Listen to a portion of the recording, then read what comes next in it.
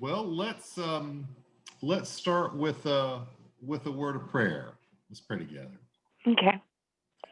Holy and gracious God, we do give you thanks for this day, for all that we find in it. Times of peace and times of confusion. Let's pray together. Okay.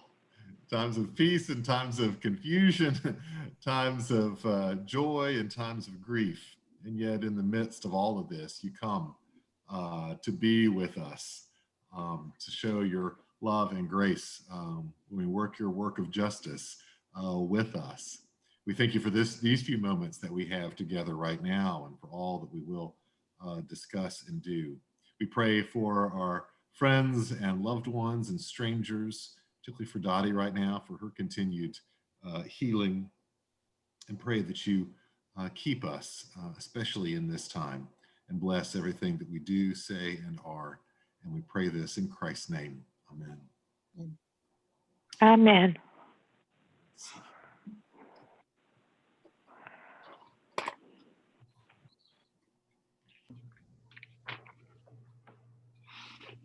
Yeah.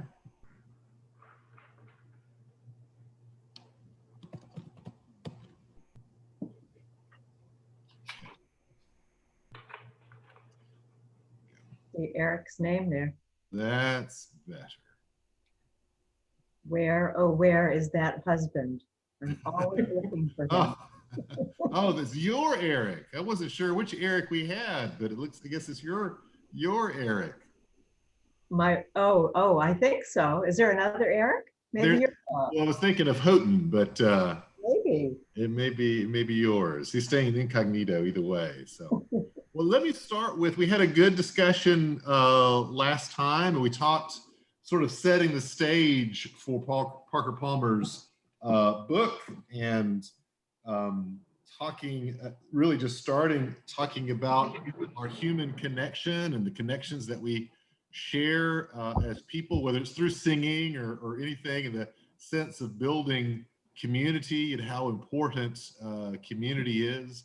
I was actually having lunch yesterday with a new friend, and we're sort of talking about kind of our current day and COVID, and certainly even what we are doing right now and being online on Zoom.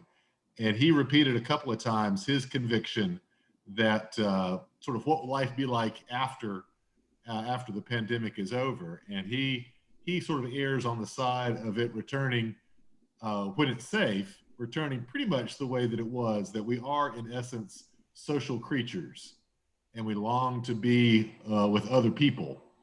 And so that he's pretty convinced we'll just return to our desire to be with others, so that we are kind of, like I said, social animals. We like to be together.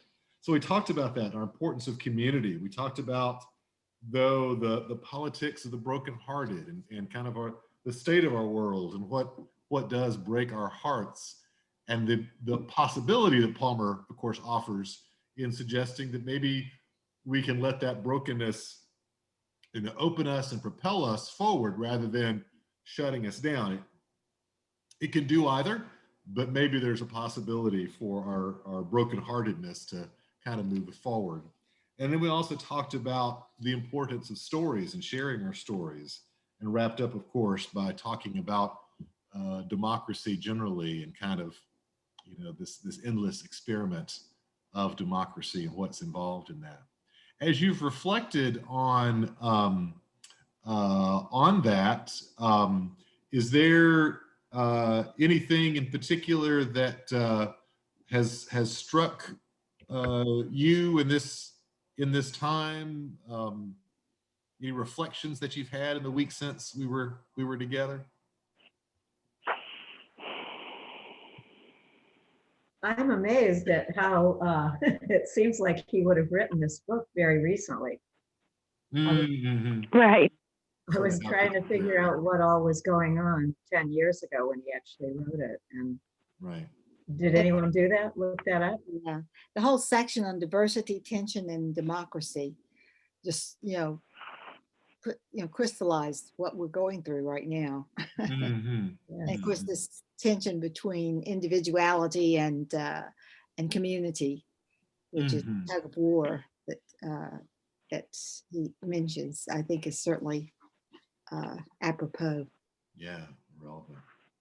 Sure. I think for me, I found it depressing.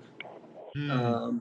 And the fact that he was so poignantly talking about the way things are today, even though the book was written back in 2011 and then updated in 2014.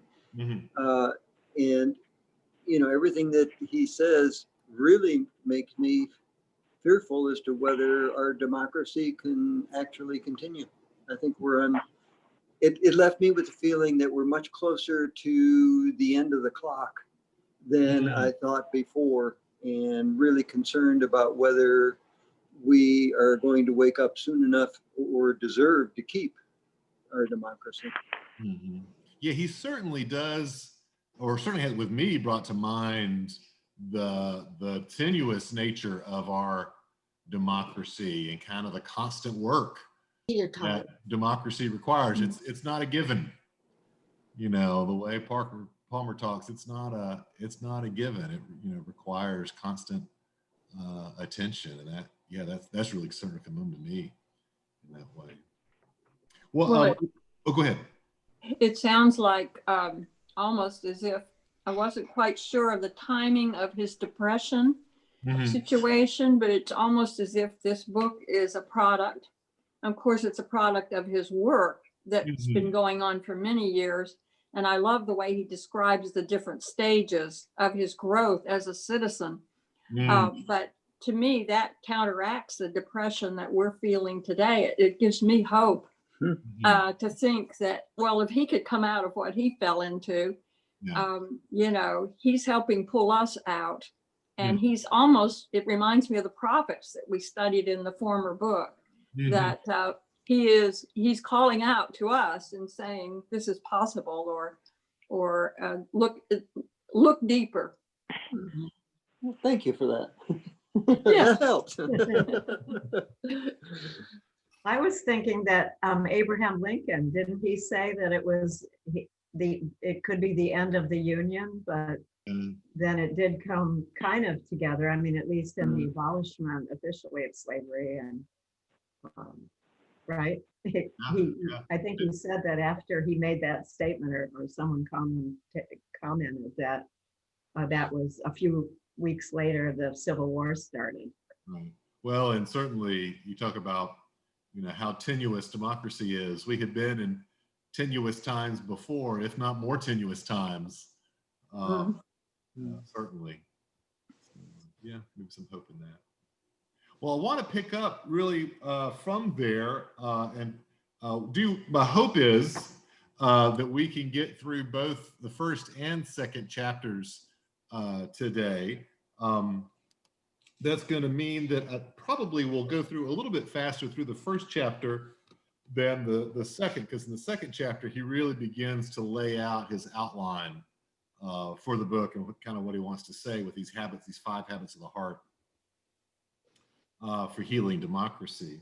But he does, of course, set the stage in talking about democracy's ecosystem and sort of the context of what keeps democracy going. I'm going to actually show 2 video clips back to back because I think they hit similar themes. The first one he does with a commentator and writer, Molly Irvins. Many of you might know Molly Irvins or even read some of her stuff. She's a great, interesting, Molly Ivins. She's a great, really interesting writer and commentator. So, but I'm gonna, like I said, run both of these clips, run back to back, and then we'll get back together again. Now let me see if I can remember to share my screen. Can you all see that okay? Yes. Right, here we go.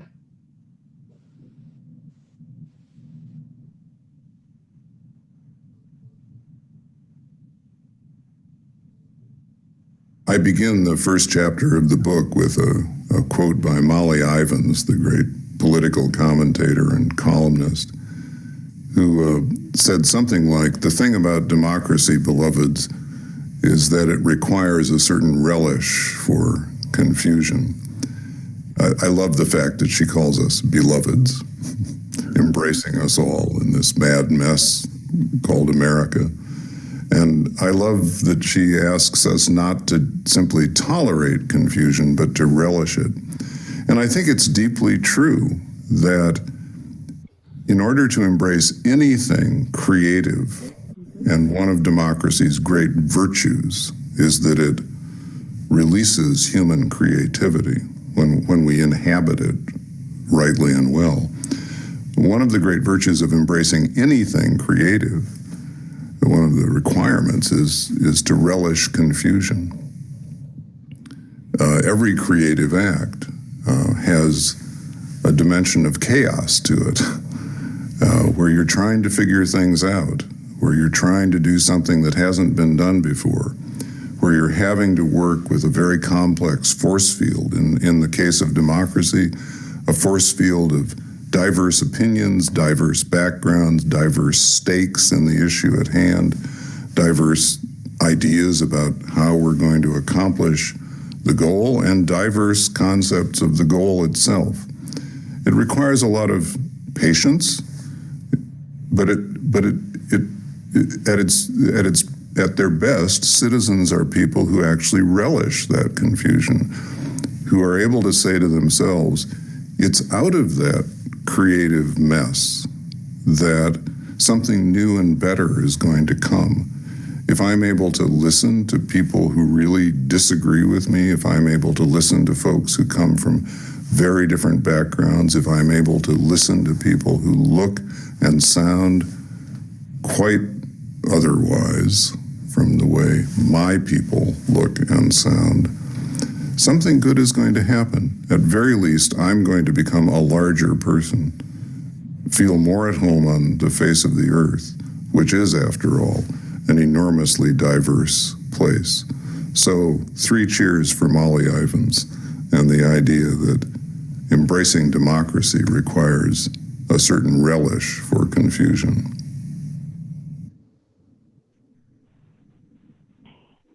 Relish for confusion. Now, the next one, though, talks about creative tension holding.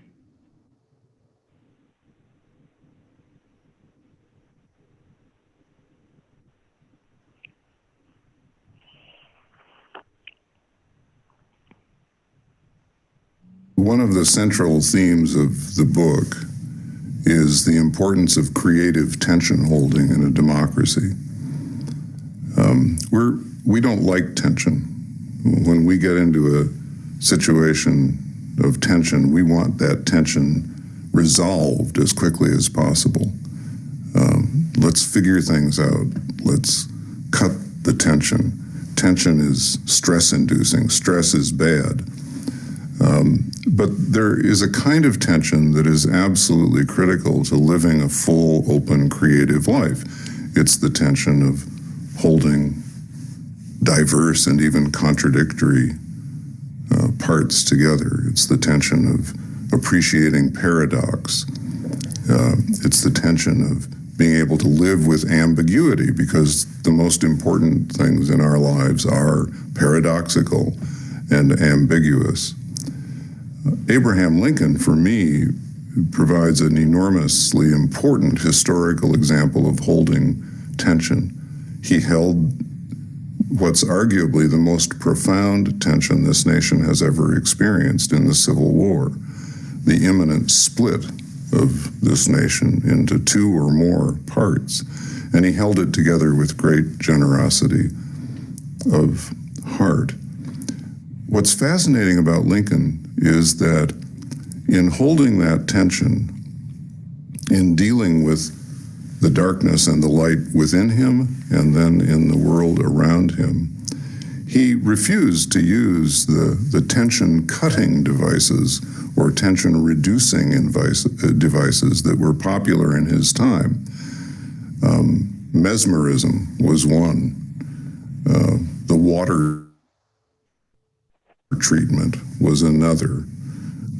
Just as we have tranquilizers, they had in the middle of the 19th century ways of helping folks reduce or avoid tension. But Lincoln somehow understood that in that tension holding was a creative energy. And he dealt with it in part through humor, which is always about contradictions, and in part through poetry, which he not only read, but wrote. Poetry, music, metaphors in every form are vehicles for holding tensions, contradictions, paradoxes that the intellect alone can't do very well.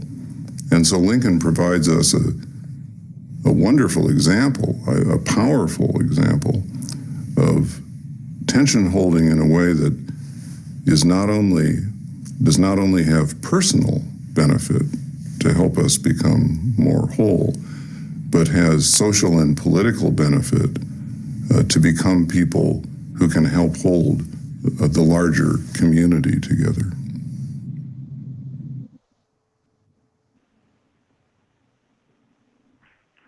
So, yeah, so holding tension,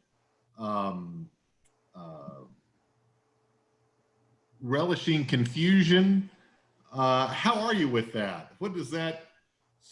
How does that strike you? Does it when you hear Palmer talking about relishing confusion or holding tension, does that you just say, yeah, that's really is the way, or does that leave you conflicted and uncomfortable? How are you with holding tension and relishing confusion? I have to admit, I spent the better part of the last 2.5 years working on ways of finding inner peace. So I don't deal with tension very well at all. Sometimes I can do it better than others. I know, it's just, Right. I have to turn off electronics for a while, and then I can get back to some sense of being able to hold on to tension. For some reason, just hearing so much coming at me at one time, I can't maintain that equilibrium very well. But if I can step back and reflect on even my neighbors who may have Trump signs or whatever, I could take them some quiche or something like that, and really feel like we're at least still talking to one another. I can't think of any reason to relish it, though.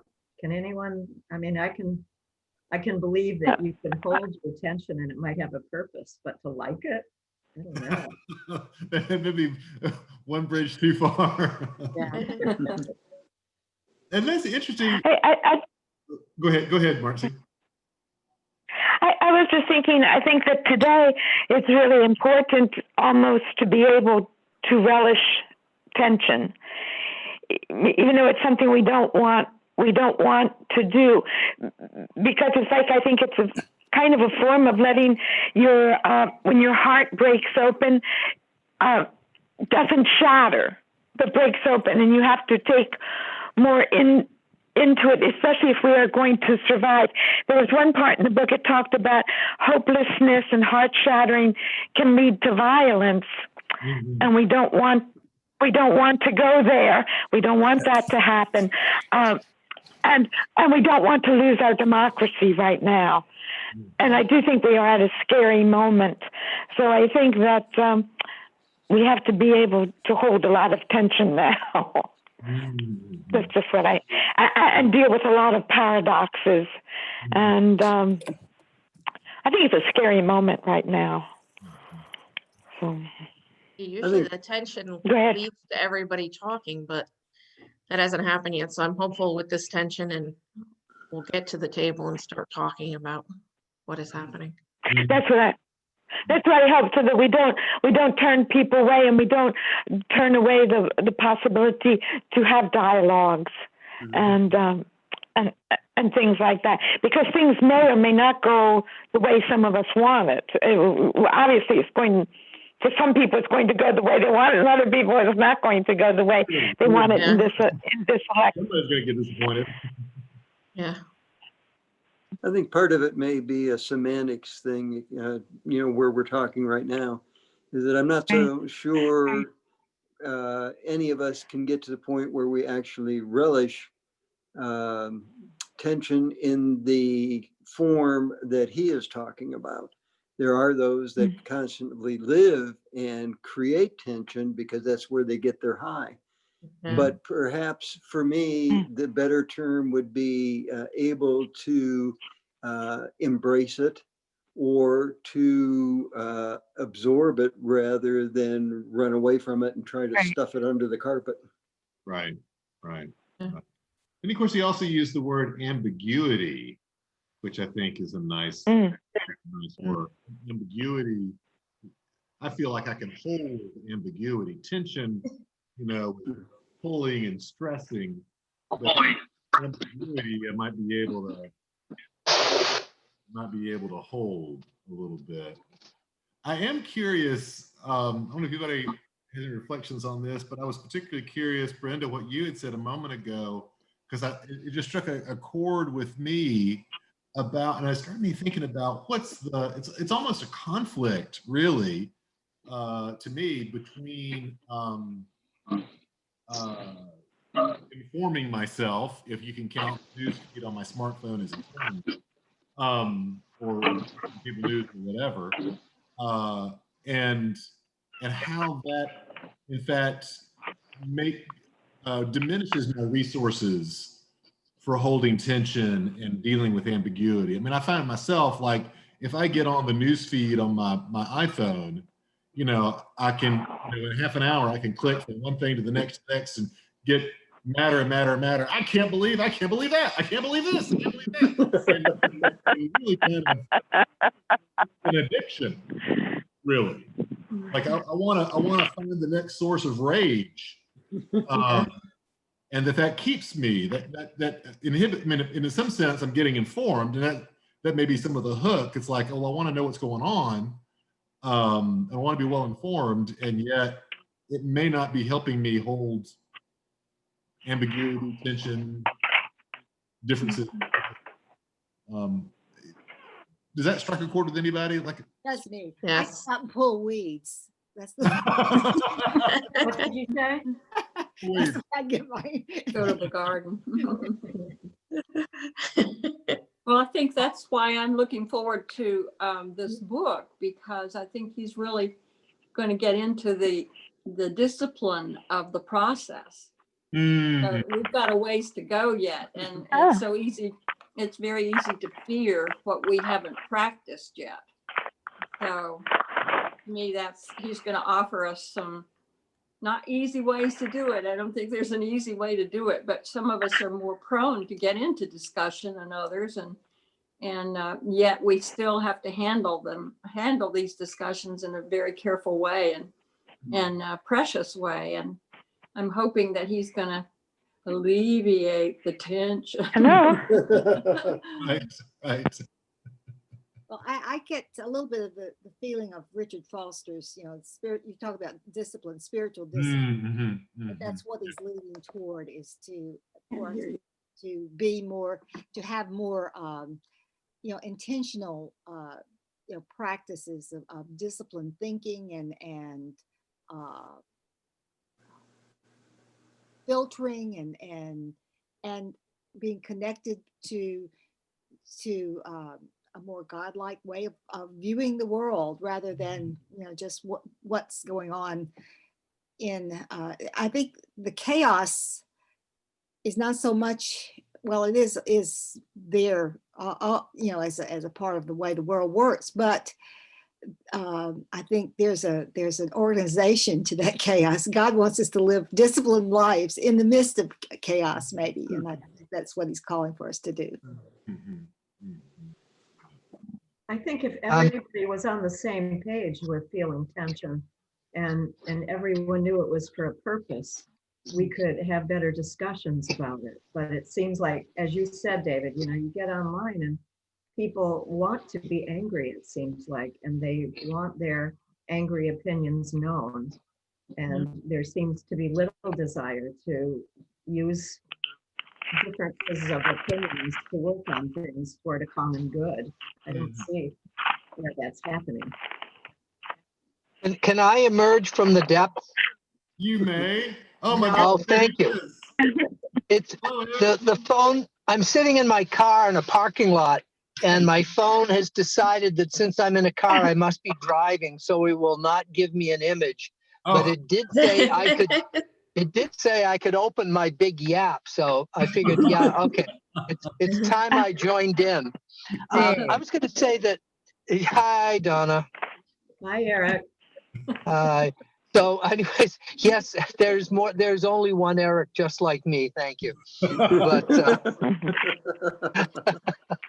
Is it the Eric that has just sold his house?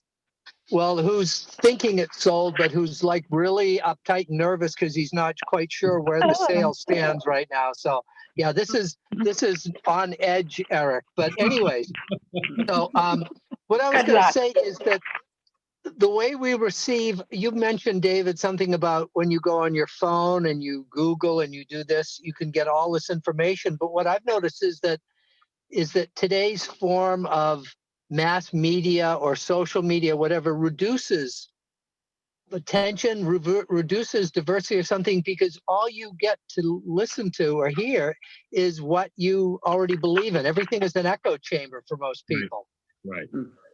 You know, so I mean, I'm the only way I could get diverse is if I went on a Fox News maybe, or if I went on another site. But I know that even my AOL account, AOL News, or say Microsoft News or whatever, they obviously only send me the stuff that my previous internet behavior has indicated I believe in. They don't give me everything I get is pro left wing. And I'm sure that people who are Trump supporters get an entirely different universe. No, we lost you. Of news feeds based on their algorithm. Right. Absolutely. Yeah. I'm sorry. Okay. As I say, social media. I'm back again. I couldn't hear you, David. I'm sorry. Oh, that's okay. That's okay. I was just echoing that. Yeah. I mean, the way social media is and so much, even our browsers and whatnot, are geared these days. The algorithms just feed back what it is that they believe that we're predisposed to want to hear. So exactly. It's absolutely true. And the other thing that I just wanted to occurred to me, we're talking about I think Donna was talking about, or you've talked about the Civil War or the events leading up to the Civil War and today's situation. I just occurred to me that the situation is much more tense because in the Civil War, you had the broadband of the North, those states, and then you had the broadband of the South, okay, and those states. And not only was there no communication, but here, your next door neighbor could be, quote unquote, your enemy, a Trump supporter up the street. In the North, it was more black. I mean, back in Civil War days, the division was more defined and black and white. Today, we're even in New Hampshire or Florida or something, the two sides are in contact every day. And if they're in contact, chances are they're in conflict every day. Right. And as opposed to the Civil War, pro-slavery, anti-slavery debate of 150 years ago. So I think things are even more uncomfortable now because you have to be so careful if you don't want to arouse an argument or a fight. Sure. Yeah. Good point. And I'm from Connecticut, and I thought everybody was a Democrat. And now that Facebook and with Trump allowing people to say what they are, I'm like, can't believe these people are. You never knew. I never knew. And then with he was saying about Fox News, my neighbor had fallen and broken her shoulder. So they asked me if I'd go pick up her car. So I went and picked up her car, and she had her radio on, and it was Fox News, and they were saying something happened to Trump. I'm like, really? They did that to Trump? How could they do that to Trump? I came home and I turned on the news, and there was no.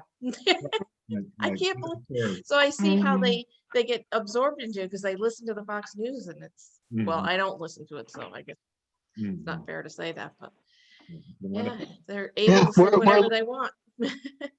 We're living in 2 or 3 or 4 different worlds. Yeah. And and it's the divide it was always there. The elements for division were always there, but Mr. Trump learned, and the people behind him, the sympathizers, learned how to capitalize upon it. Yes.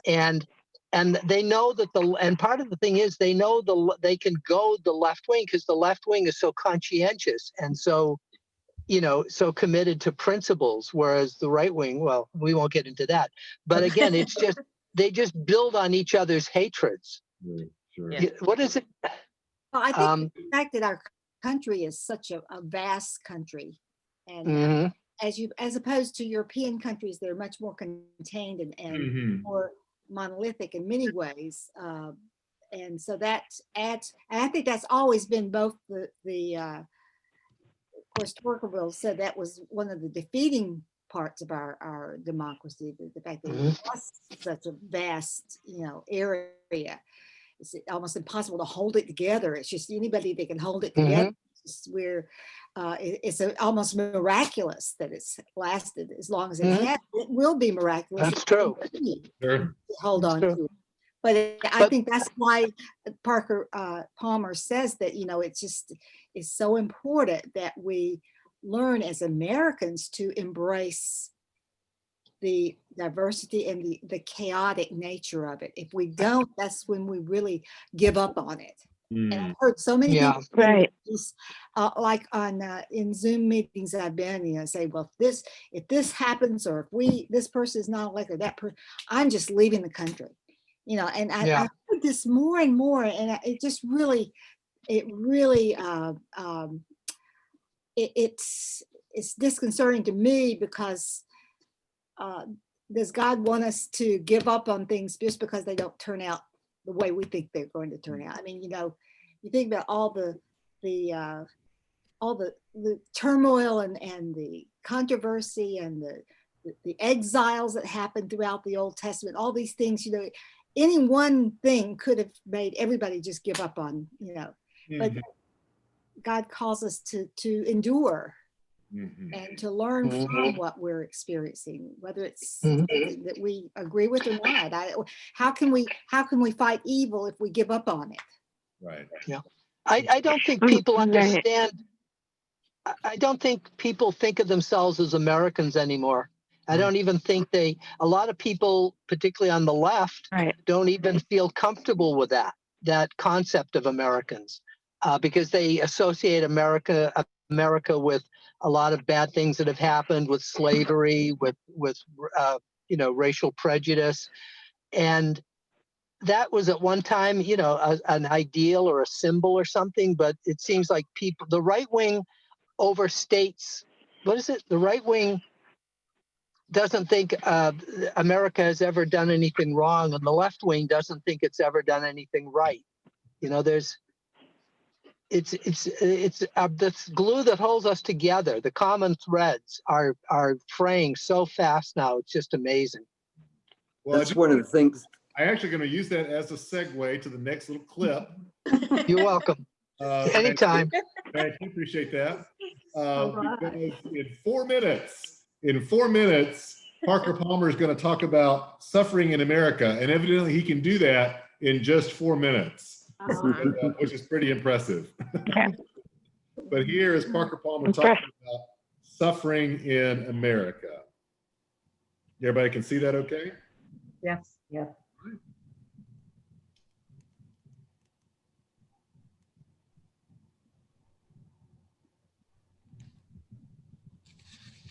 There's a lot of suffering going on in America right now. Not for the first time in its history, obviously. There's just a lot of suffering that comes with being human. But on a national level, I don't need to recite all of the statistics and facts about people losing jobs, people losing homes, people losing confidence in the country, people breaking faith with one another. people engaging in enemy making and the so-called politics of rage. Underneath all of that is suffering, human suffering. And one of the things that struck me very powerfully over the years has been that violence is what happens when we don't know what else to do with our suffering. So, as a nation, we suffer on September 11th, 2001. We suffer in a very major, very painful, very devastating way. For a while, we held that suffering. And I can still remember how people around the world, even those whom we had harmed through acts of war, were saying, "Today I am an American. I have great empathy for your suffering," because they knew that suffering at least as well and often better than we did. But it wasn't very long before we took our suffering and turned it into violence, the violence of war. And when we don't know what else to do with our suffering, violence is what happens, either on the level of a nation state or the level of a local community or the level of an individual. The remarkable thing about the alchemy of the human heart, the process of transformation that can go on in a reflective heart, a heart that is willing to take that suffering in and work with it, is that it can be transformed into something creative, into something life-giving.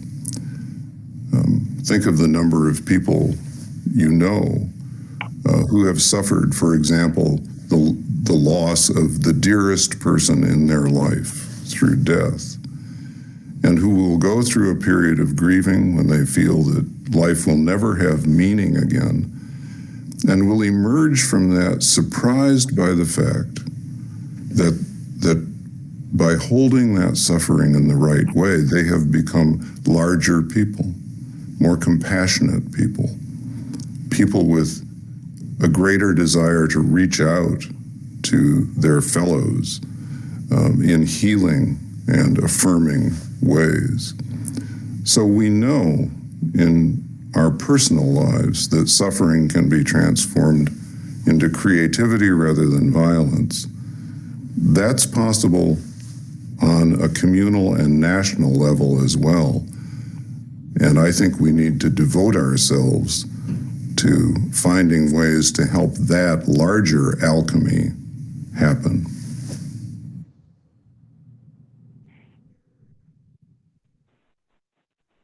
So yeah, so this idea of suffering and suffering leading to violence, perhaps, or to more creativity and enlargement of self, like Palmer talked about. What do you think about that?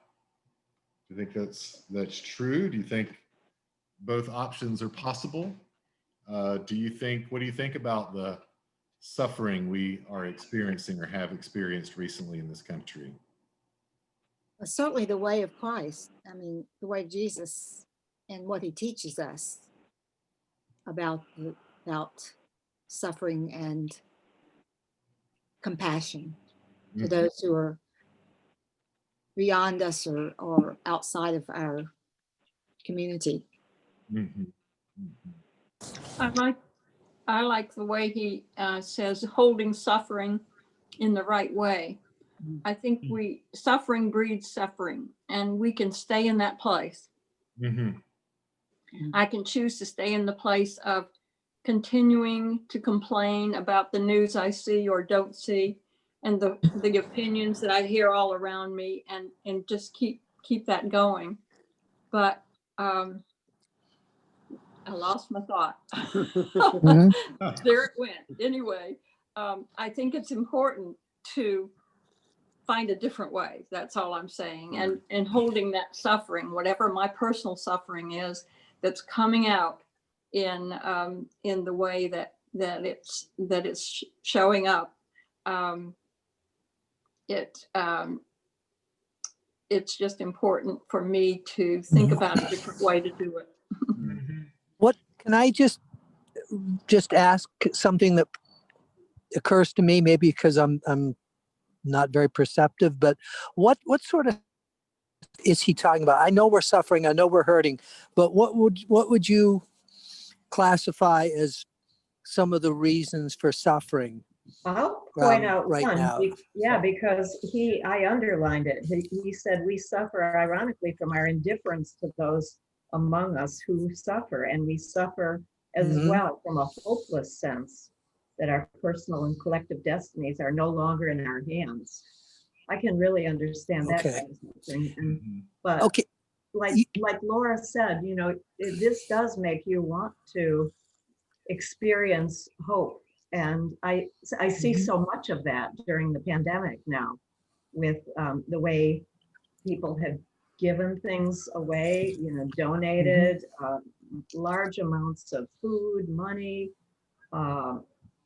Back when that produce issue was a problem, when they were dumping it, some trucker company got in the business of getting that produce and rescue it and get it out to, like big things, way bigger than what we individually can do. So I think we have to really focus on that. Yeah, it just takes so much more effort. Takes so much more effort and honesty and thought and reflection to do the right thing and to think it over and be noble about it and be the best we can, where it's so easy just to get angry and hopeless and blame it on other people. And they'll say, well, you're feeling this way because this other group is out to get you, out to hurt you or something. So it's just so easy to be angry and little, and so difficult to be noble and contemplative. It is interesting to me along those lines, and Laura, you were also touching on it to me a moment ago, but that idea of suffering in the right way, or holding suffering in the right way, and what that means. And I think, and Brenda, you were the one that started off this line of thought for me, again, talking about, certainly for us as followers of Jesus, here we have the suffering servant. And the one that not only do we say suffered, but was in fact God suffering. Right. Which I will tell you, among world religions, is a really weird idea. And a lot of religious traditions would really push back against this idea. No, God helps us around suffering. God helps us over.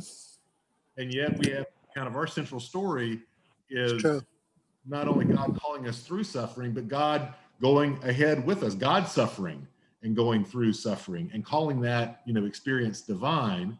And so you see, on the one hand, you get this tension between, rejecting suffering and embracing suffering. And yet, if you take that embrace of suffering and basically say, well, just be a doormat, I'm sorry, abusive spouse, but, Jesus said, take up your cross. And so I'm sorry, taking up your cross is going to mean that you have to continue in this relationship of abuse. And obviously, we reject, that notion, what you were saying, Laura, about suffering can beget suffering.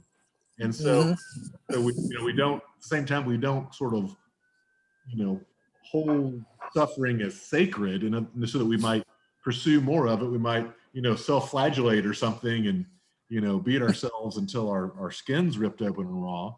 That's not what we're talking about either. So this idea of holding suffering in the right way, in a creative way, it seems tricky to me, a knife edge maybe. One of the things that I found really helpful was his statement in the first chapter about the fact that we all have our own preferences and perspectives that we have as we're coming into our citizenship. And that can be a double-edged sword, as it can also be our greatest asset, but it also can be our greatest liability. and that the best that we can do is to be willing to accept what we see and feel through our own perceptions as truth, but at the same time, always remaining open to be willing to listen to others and, deep listening, and be willing to change our perceptions and our preferences if that discussion brings that out. So it's like you're saying about the suffering, that you don't get locked into the suffering that you have. You remain open so that you can be listening to others and change your perspectives, which hopefully can move you forward. Right, right.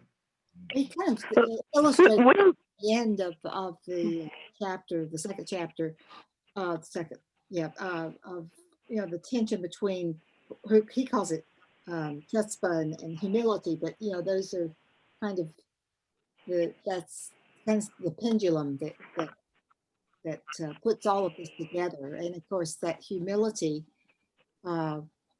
is very vital, but also this sense of the drive to create and to redeem something that is perhaps broken.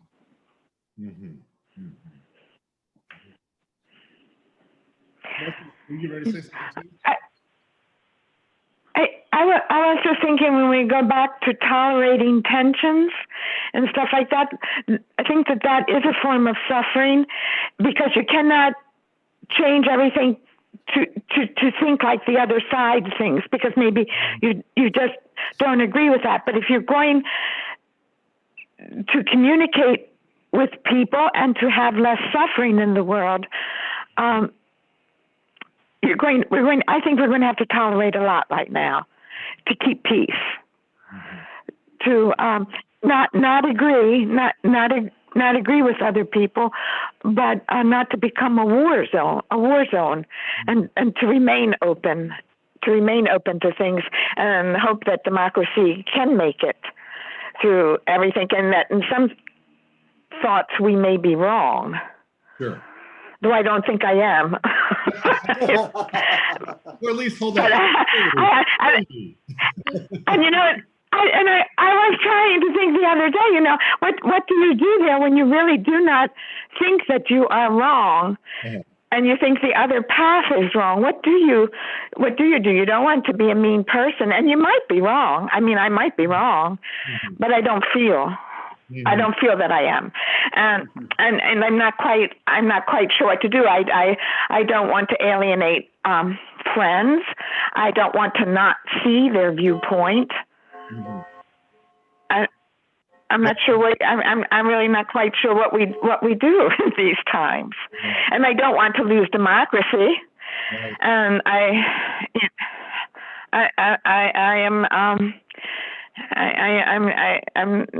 not quite sure. I guess maybe this is a part of suffering. I don't know. Well, I'll say not being. I give Eric props for providing the segue last time.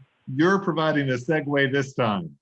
I want to move us into the second chapter, where he's going to end up at the end of the second chapter. And I don't know if we'll get all the way through all 5 of them, but he talks about the 5 habits of the heart, and particularly talks about, sort of categorizes them, these 5, breaks them out into 2 groups. One, he talks about chutzpah, or that willingness to put it out there and speak our truth, and at the same time also hold humility. I may be wrong. I don't think I'm wrong, but I may be wrong. And hold, I might be wrong. That's right. It's possible. It's not likely, but it's possible. But holding both of those, or how to nurture the ability to hold both of those. So I'm with actually a little segue or introduction to that in some comments that he's going to make about America's favorite Frenchman, Alex Tocqueville. I'll say that Lafayette is probably his favorite Frenchman, and then de Tocqueville being America's second favorite. So here's de Tocqueville.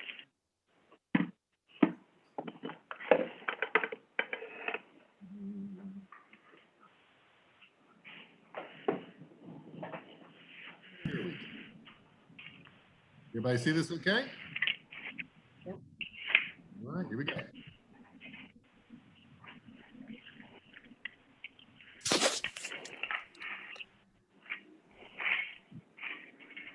For me, one of the most fascinating pieces of writing the book was to revisit the work of a French intellectual named Alexis de Tocqueville. Alexis de Tocqueville came to this country in the 1830s, was here for only a year. Travel was slow and arduous, and there wasn't a whole lot of the United States at that time. And he was only 27 years old. But he went home to France to write a book called Democracy in America that is arguably still the best thing ever written about American democracy. And it's certainly the most prophetic. In 1835, Alexis de Tocqueville was already seeing that the future of American democracy would depend upon what he called the habits of the heart that its citizens develop. Would they be habits of the heart that support the democratic vision, the democratic dream? Or would they be the habits of the heart that lend themselves to authoritarianism, to totalitarianism, to fascism, or to some other destructive political force? When Alexis de Tocqueville used the word heart, he used it in the same way that I use it in the book. In our modern parlance, heart often means no more than emotions, the seat of our emotions. But in its traditional usage, and in the way de Tocqueville uses it and the way I use it, the heart comes from the Latin word cor, C-O-R, and it means that center place in ourselves where all of our capacities for knowing converge. Emotions, intellect, intuition, dreams, visions, will, bodily knowledge, relational, problem-solving knowledge.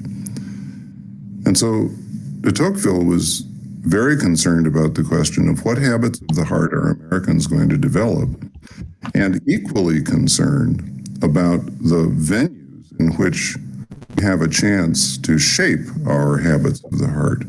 Venues like school classrooms, like colleges and universities, like religious communities, like families, like neighborhoods, like the various spaces and reaches of public life, where we either form or deform our hearts in ways that either support or undermine democracy. He was on to what I call in the book the invisible and visible infrastructure of democracy. The invisible infrastructure is the dynamics of the human heart, the habits of the heart. The visible infrastructure is the venues in which those habits get formed.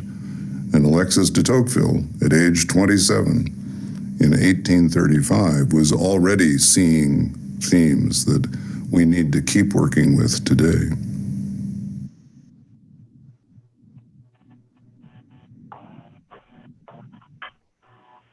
So Alexis de Tocqueville and those visible and invisible structures to support democracy. Any thoughts about that and about what Palmer had to say about de Tocqueville? I think that at the time that de Tocqueville was here in the 30s, America was still young. We were still very full of ourselves. It was an optimistic country. It was industrious. People felt that its greatest years were ahead of it. And now we've gotten to the point now where people feel pessimistic. They feel threatened. They feel fear rather than optimism and hope. And that America's best days are past, that our country's being, what made our country great, is being chipped away by one side or another. And that the politicians are playing on their fears and by dividing us rather than uniting us behind a vision. I don't think either side has a real vision for America that is worthy of the country and worthy of what de Tocqueville and the founding fathers had envisioned. So I think that's part of the big difference. America was, in the last 30, 40 years particularly, has taken, has looked at the reality of America, with its racism and its imperialism and this and that and its ignorance. And in doing so, we've left, the positive side up to the other side, to the right wing. And people identify patriotism now with the right wing and people that we'd rather not have anything to do with: American exceptionalism, nationalism, fascism. So yeah, I think we're in a bit of a muddle here, and we have to go back and decide what it is that is, what is the heart of America? What is the proper heart of citizens in a democracy? And we have to be aware of that and try to find some common threads rather than always looking for the differences. So that's what I have to say. Other thoughts? Thanks, Eric. Other thoughts? I think just because someone just 20, 27, 28 years old and lived in a time, couple of centuries, I think that it really shows us, I think, that thinkers and historians and people who've lived into sometimes can have it more accurate, a more accurate view of things than we can when we're in the midst of something. I don't know. Sure. I think we think of ourselves as being very modern and sophisticated, and we have all the answers. We have all this, science and all of these discoveries around us that we ought to be able to solve these things. But sometimes the very things that we create for ourselves become more obstacles for our civility than they perhaps, had their promise to hold for us. I think it's interesting to figure out where de Tocqueville was coming from, because our revolution ended 1783, was it? They had the war ended. Well, 6 years later, the revolution started in France. Right. Yeah. And that was a revolution that went terribly wrong. Ours went right because we had wise leaders, we had the right kind of population. We had people of vision who, despite some of their faults, were looking for an ideal society, whereas the French Revolution turned into carnage and guillotines and just, the reign of terror. And he was, I believe, from a noble family. So I think the Europeans, particularly the French, were just fascinated by the American experiment and what it is that had delivered the outcome that we had in this country, which is at that time a functioning democracy for the first time in the history of the world. Yeah. Well, I want to move us with the little bit of time that we've got left into at least some of these habits of the heart, because this is where Palmer's been wanting to lead us, and then we'll obviously in the weeks to come we'll be unpacking these habits further. But really kind of maybe borrowing an idea that Brenda sort of put out there a moment ago, at least this is what her comment made me think about, those things that do strengthen us, and yet they can have a shadow side to them. In particular, Palmer talks about particularly American tendencies towards individualism and communalism. So of being individuals and having space to express that, our individualism. And on the other hand, also being drawn to communalism, that this idea of shared responsibility, shared destiny, the common good. And while both of these things can be good, they also can have shadow sides to them. So how do you keep that? How do you keep that tension? And so he's suggesting these habits of the heart. And like I mentioned a moment ago, you can think of these habits of the heart, these 5 habits of the heart. The first 3 really being built around humility and nurturing humility. And the last 2 being built around what Palmer calls chutzpah, that willingness to just put it out there. So I want to get into these a little bit, at least the first of these. The first habit of the heart is the idea of, maybe along the lines of communalism, that we are in fact, all in this together. All in this together. And it's just about a minute and a half.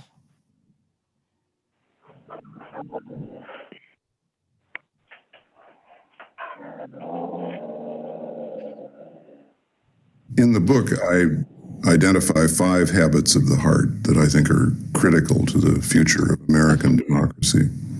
The first one is the notion that we're all in this together.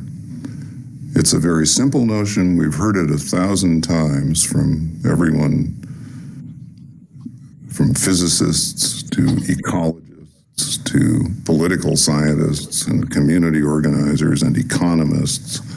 We're all in this together. There's no way for a lot of us to suffer while a few enjoy the fruits of the suffering's labor without the whole system coming proper.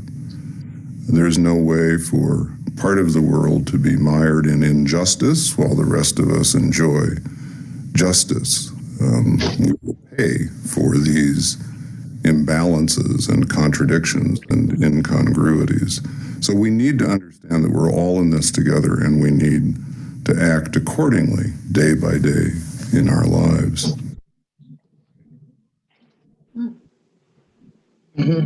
So we're all in this together. Do you have a sense that we are all in this together? Is that an idea that permeates your life or not? How many times have we heard this? No. Yeah. I keep saying it, but we're not. Oh, well, let me start with this. Do you think we are? You personally? I think we are. Absolutely. Whether people want to do that or not, it's that's pointless because we are in it together. Unless, like you said, Brenda, or somebody mentioned, that people are saying they're going to leave the country. Well, nobody wants Americans right now anyway, so we might as well be in this together. Work it out. Right. But I feel like we feel powerless. That's how I feel. Well, I think our diversity is so much greater than it used to be. Our communication is such that we are aware of all of the different problems and conflict. Every day it's in our face. And so it feeds that feeling of separateness. I don't know. I think we are divided in thought. I mean, I have good friends, but we're so divided in thought that if anyone held tight to it or didn't have some form of compassion, we would never be friends anymore. I think things are very divisive right now. I mean, very, very, very divisive. And I think that if I mean, it just is what it is. Believe it or not, but if the right gets in, we're going to go in a totally different direction than if the left goes in. So if depending which side you're on and which way you want it to go, it's going to go strongly that way. So very idea that I know side, moderation. Pardon me? The very idea that neither side has a moderate middle. Right. I don't think it can moderate, and I think it's going to draw strong feelings of, hey, I like this book a lot because it taught me that I need to mediate my own thoughts to keep in touch with people, to keep friends and things like that. But the other friends too, I mean, they're very strong in their belief system too. And I'm not saying either side is right or wrong. I'm just saying we're also very strong. In our belief system. I think it's kind of a scary thing. I do think it's a scary thing. I think that money talks, and that's a scary thing too. That so much is based on money, and I don't know. I don't feel that comfortable about it. I hope we can mediate it, and I hope after the election, it will all calm down. But I'm not so I'm not so sure. I'm not so sure that even for Ruth Ginsburg thought that she didn't want the position filled until after that there couldn't be any thought process there at all. There is no, I mean, not that there isn't thought process, but there's no mediation at all. At all. I think that just does worry me a little bit. Go ahead. And I'm finished. I was going to say just one thing that occurred to me. Can you hear me? Yeah. Yes. Oh, that's Yes. too bad. Yes, Okay, Eric, thank so you. what I was going to say is that yes, we are in a mess together, but people don't agree on what the mess is. Mm-hmm. Oh, that's interesting. Not just Well, the solutions, but the problems. Yeah. Isn't that the reason that Palmer is trying to get us to focus on what Exactly. it is we have in common, which is Exactly. look at why or what it means to be a citizen. Exactly. And that's And what Americans we have to find and in common. find the common threads in you know our faiths, our heritage as Americans, as our humanity. What are the common threads? What are the things that we can agree on? Okay, there's so many things we can't agree on that are being drummed into our heads now. But there's got to be some basic truths that permeate this entire society, and we have to find them. And I guess that what we have to do is recognize that even if other people don't recognize it, we're frustrated. We have to recognize what those threads are in us, and what our beliefs are, what we have to stand up for, and what things where we can compromise, and forget about our pride, because that's going to be our downfall too. So yeah, there's a lot of work for us to do as a society and as individuals, and that's it. Eric, I'm gonna give you the second Segway award for the day. Yay! Into the next video. He'd probably rather sell his house. Yeah, exactly. Probably. Hey, David, you want to buy a house in New Hampshire? No. I'm sure the proceeds are much better for the house sale, regardless of what the house is, than it is for getting the Segway award. However, yeah, thank you. The second video is about appreciation of others. So can we even appreciate the differences that we have and we hold? So, and again, this one's just about 2 minutes.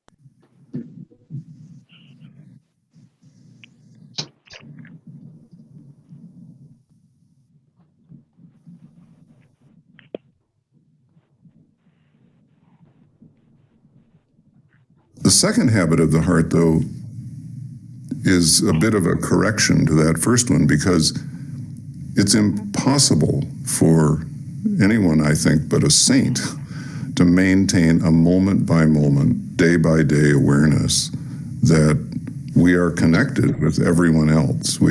There's something in the human psyche that sees life in terms of us and them. There will always be people that I will feel closer to and more identified with than some other people because of our backgrounds or how we think or what we enjoy or where our comfort level is. So there will always be us and them. But the good news is that us and them doesn't need to mean us versus them. So the second habit of the heart is about an appreciation of otherness. This notion that by crossing lines of difference in my life, I can become a larger person. I have more to learn from those who are different from me than I do from those who are like me. And when you walk across those lines and start discovering that the world is a larger place and a much more interesting place than you knew, you become larger in yourself and you become more at home on the face of the earth. So that's the second habit of the heart, an appreciation of otherness. Appreciation of otherness. And I love that line. I highlighted it in the chapter. Us and them doesn't need to be us versus them. you know, so it's not erasing otherness, it's how we treat and deal with it. So a quick question for this one though, have you had an experience, and would you be willing to share it if you have, of crossing some sort of boundary of difference that enriched you somehow, that broadened you, that did enlarge you, as Palmer's talking about? Do you have an experience of crossing a difference? I have one, and this one was really important to changing my life, actually. We lived in Dhahran, Saudi Arabia for 9 years, and we were with so many different nationalities. It was incredible, and except nobody from Israel, but you know, it was many different Arab populations and a lot of Europeans, and we were all in it together in this community of about 25,000 people in Dhahran. And on the right of our house, we had a geologist from England. And on the left, we had a pediatric surgeon from Palestine. And you just really got to, I was so interested in all these differences. And I felt this community was working hand in hand. You know, we all basically worked for the same company. So it was a wonderful thing. And I haven't ever experienced that in the United States, really. Brenda, I like what you did in choosing your neighborhood of diversity. But for the most part, in Dunedin, I mean, we're all basically the same that I can see, and even more so in New Hampshire. We're all white and middle class pretty much. And, you know, there's nothing very interesting about it to me. You know, Hey, Donna? Yes. Tell them what Nate said when you moved back to the States. Oh, it was Siobhan, my daughter, and we were walking on the beach in Hampton here. And she said, and she was 5 years old at the time, and she said, Mom, all of these people look like they're in the same family.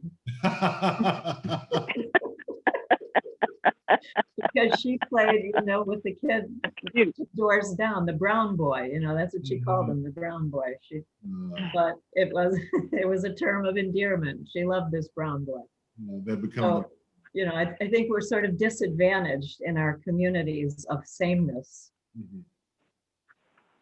I would echo what Donna's saying. I lived in Tripoli in Libya for several years, and that really opened my eyes to different cultures and different wars. And I think travel and experiencing that in different countries, it helps you to understand and appreciate that we're not all the same, that we can embrace our diversities there. Exactly. When I lived in New York, and particularly in the Bronx, you know, I would walk downtown to Kingsbridge and on Broadway, and I could be the only, you know, Caucasian, whatever, native English speaker on the street. But I got to embrace the diversity because I loved the food. And I went in and I just admitted I didn't know the first thing. And I said, just please help me. What should I eat? And they would tell me, and they loved it.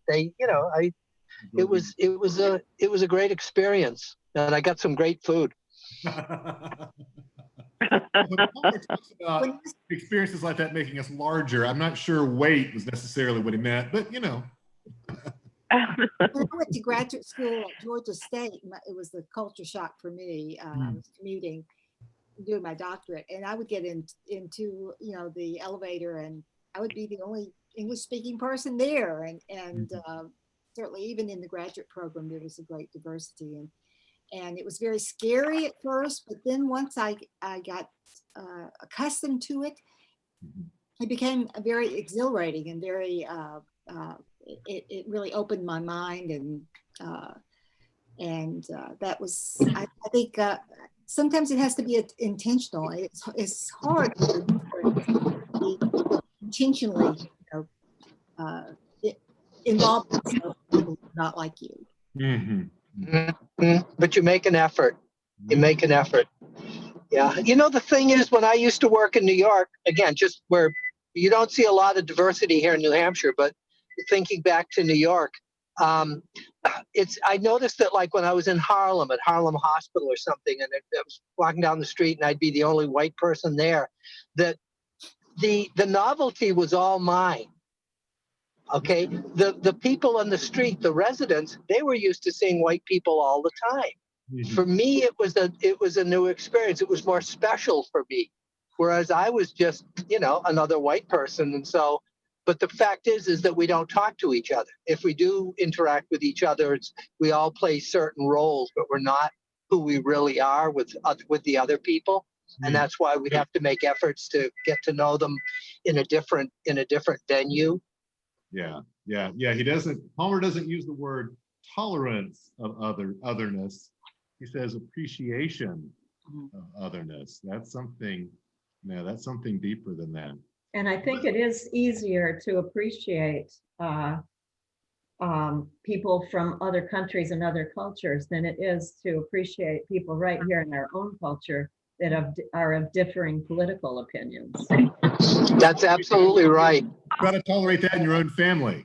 That's where it's hard. Can be hard. Right, it's family. You're right. Yeah. Well, let's stop there. We will next time hopefully get through the other 3 habits of the heart that Palmer lines out, and maybe even hopefully through. I'll try to move us along a little bit quicker and also get through the 3rd chapter. So if you're reading and following along, at least get up through the 3rd chapter, and we'll see if we can get that far. Hopefully, get that far next week. Let me close this in prayer real quick. Holy God, thank you for our differences. For while you have made us each in your own image, your image is so broad and wide that each of us is different. We have many uniquenesses, no 2 of us alike. And so we thank you for that, for you are a God who appreciates difference and diversity, not only in the ways that you've created us as humans, but all of creation, the colors that are there, all the beautiful colors that you light up a wild field of flowers with, all the diversity of animals and plants and the stars in the sky. You are a God who loves difference. Help us then also, like you, to love difference and to recognize the creativity, your creativity that lies there. Be with us as we say our goodbyes and go about our regular routines. Help us to appreciate the commonalities that are there that we experience with friend and family and neighbor, but also to see the difference and to know that in both you are present, just as you are in your Son and our Savior, Jesus. It's in his name that we pray. Amen. Well, thank you all. Amen. Thank you very much. Thank you. Thank you. Thank you. Good to see everybody. Good to Thank see you. everyone. Bye-bye. Thank you. See you next Thank you. week.